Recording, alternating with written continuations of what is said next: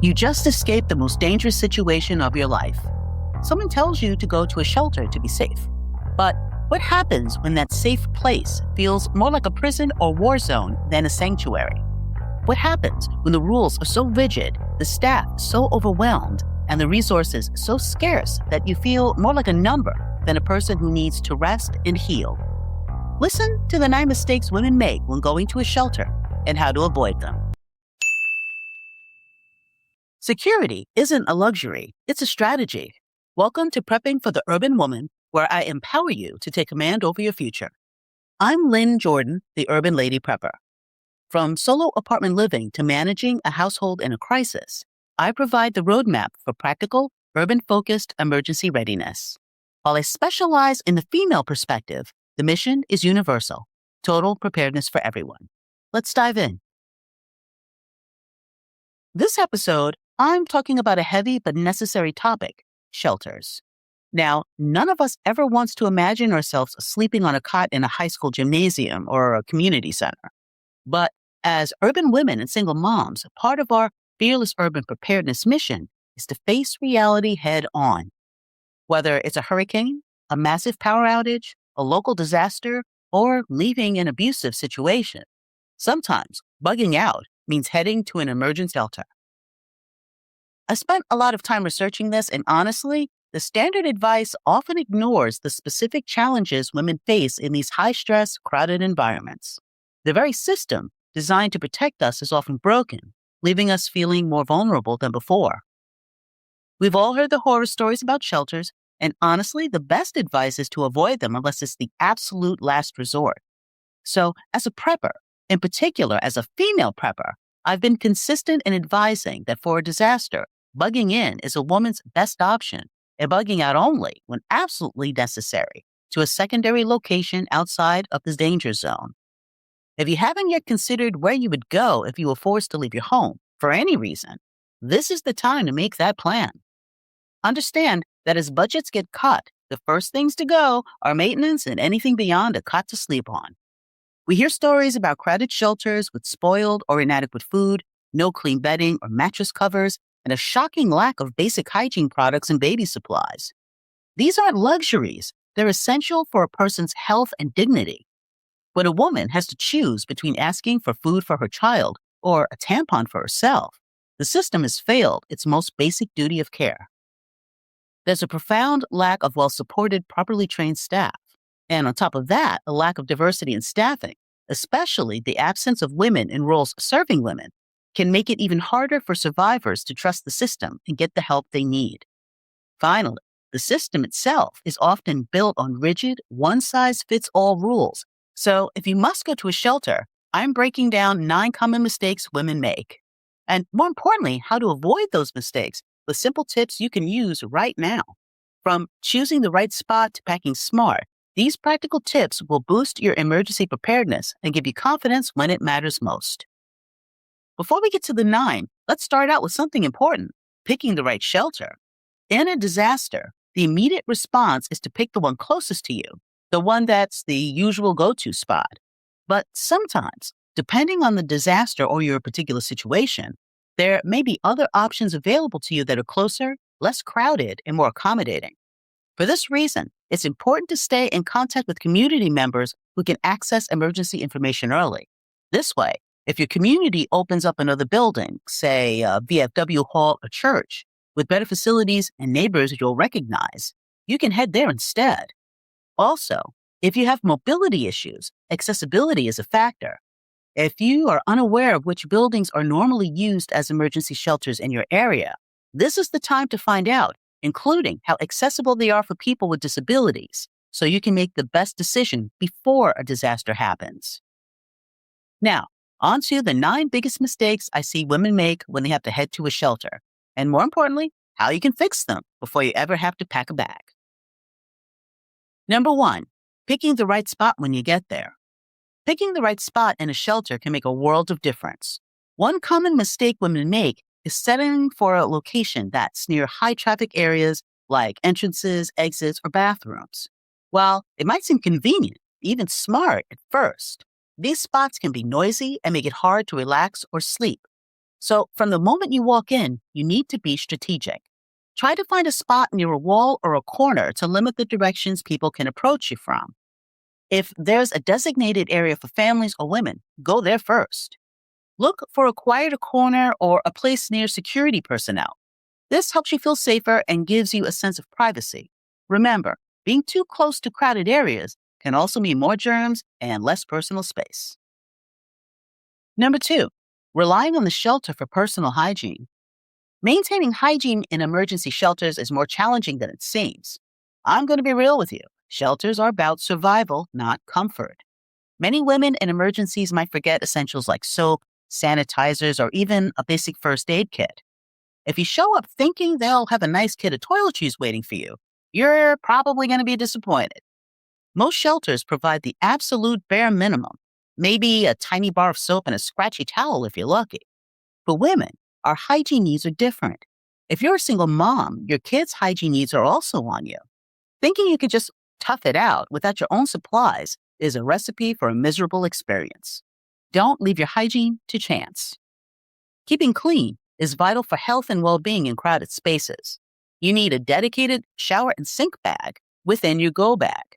I'm talking about dry shampoo, a heavy-duty pack of body wipes, because a real shower might not happen for days. And more importantly, a 2-month supply of feminine hygiene products.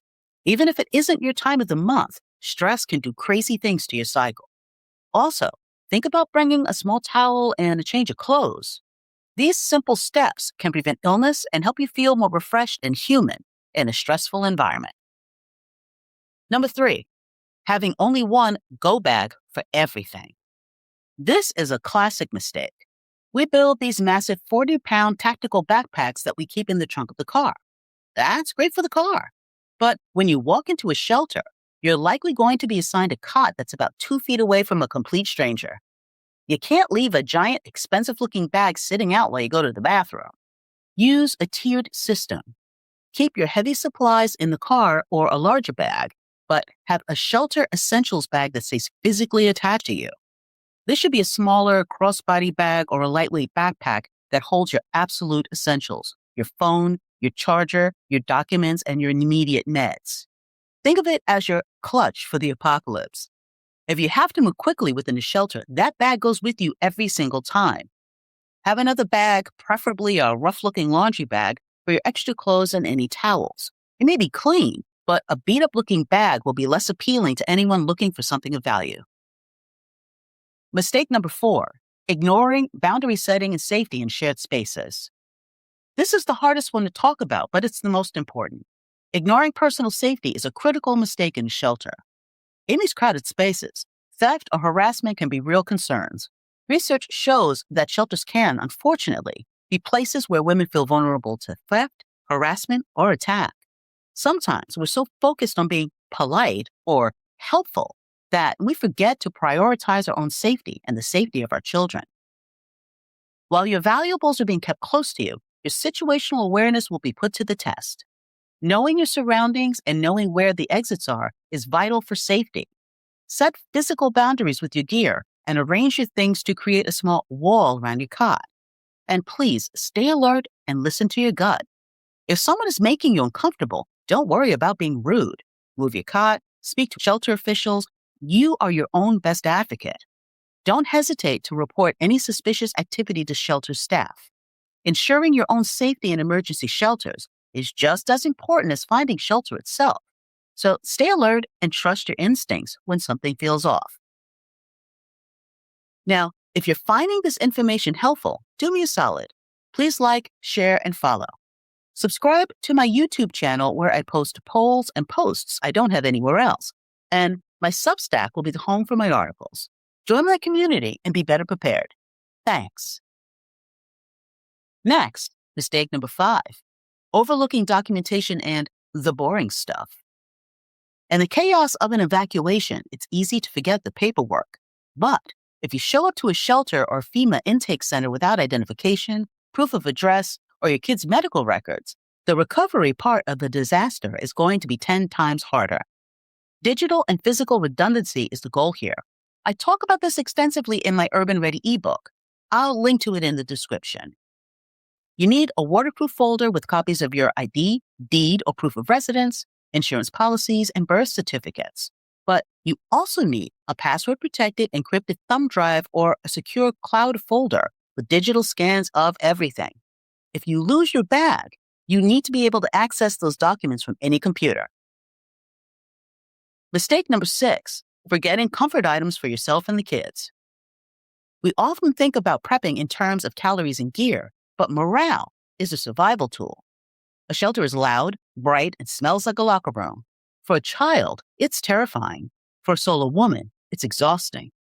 Mistake number 6 is assuming you could just sit there in silence for 3 days. The emotional toll of staying in a shelter can be overwhelming. While you need to focus on physical safety, don't forget mental health needs. Stress, anxiety, and fear can affect your ability to cope. The fix is to pack comfort kits. For your kids, this means a favorite small stuffed animal, a deck of cards, or a coloring book, something that doesn't require batteries. For you, it means high-quality earplugs, an eye mask, and breathing exercises. These things are game changers for coexisting in a room with 200 other people. A small bottle of essential oil or familiar-smelling lotion can also help mask the shelter smell and keep your anxiety down. Remember, taking care of your mental health is just as crucial as your physical well-being.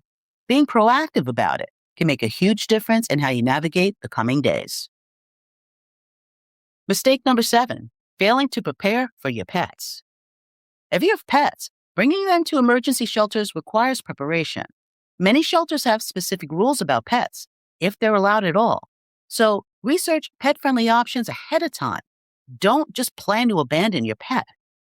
Failing to prepare for your furry friends can add stress to an already tense situation.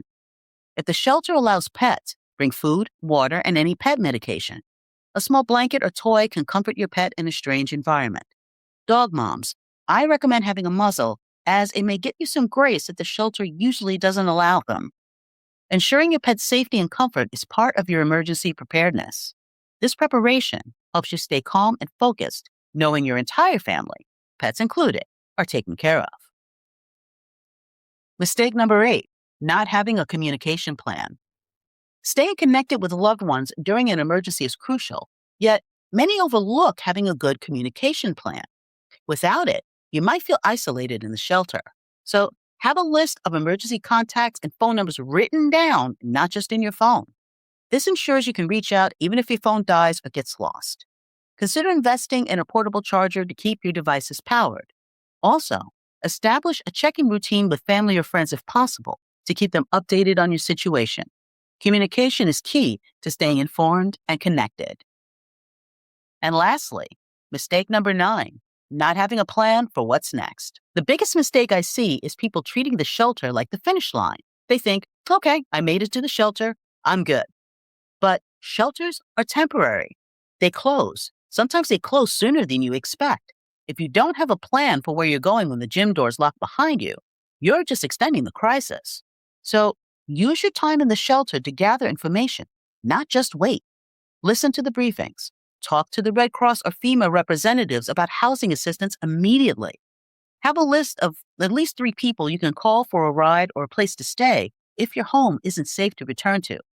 Always be looking 2 steps ahead. Listen, the thought of being in a shelter is daunting, but you're more capable than you think.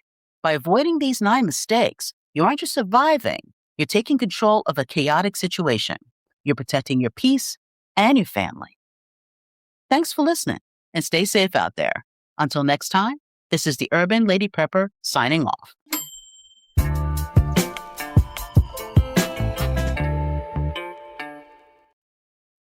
I'm sure I've given you some things to think about as you go through the upcoming week. If this episode has resonated with you, please like, follow, subscribe, and leave a review. To help support my work, please pop me a super thanks on YouTube or donate using the methods in the description. Visit my website at urbanladyprepper.com for playable blogs and additional information. I appreciate your time with me. Stay safe, stay sharp, and be ready.